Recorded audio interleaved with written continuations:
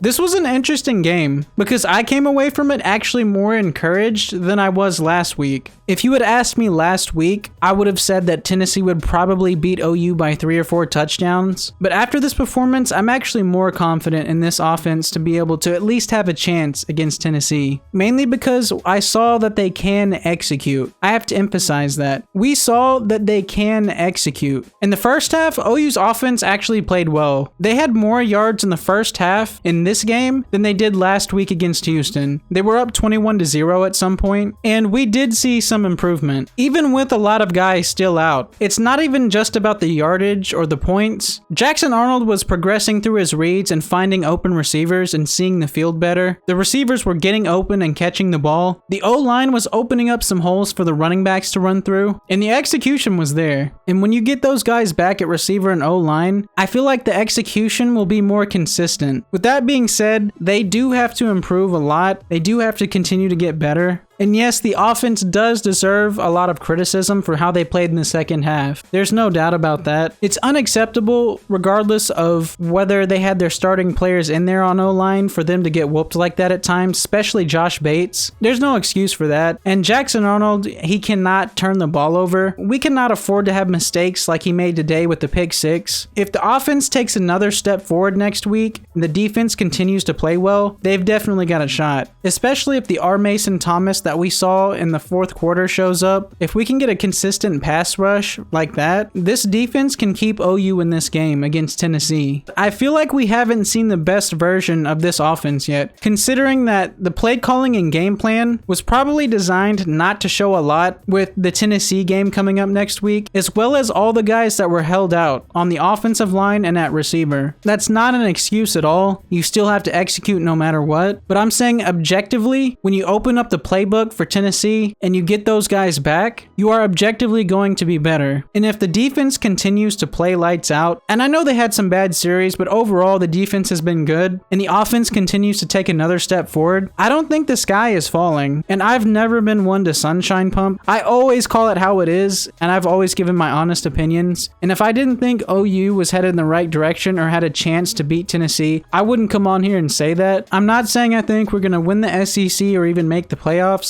but a lot of OU fans are saying we're going to go 3-9 and we're not even going to win a game in the SEC, which is just ridiculous. Let me know what you think. Do you think OU has a chance against Tennessee next week? And what are your thoughts on the game? Let me know in the comments. I'm going to wrap this video up here. Be sure to leave a like on the video and subscribe. Thanks for watching. I'm out.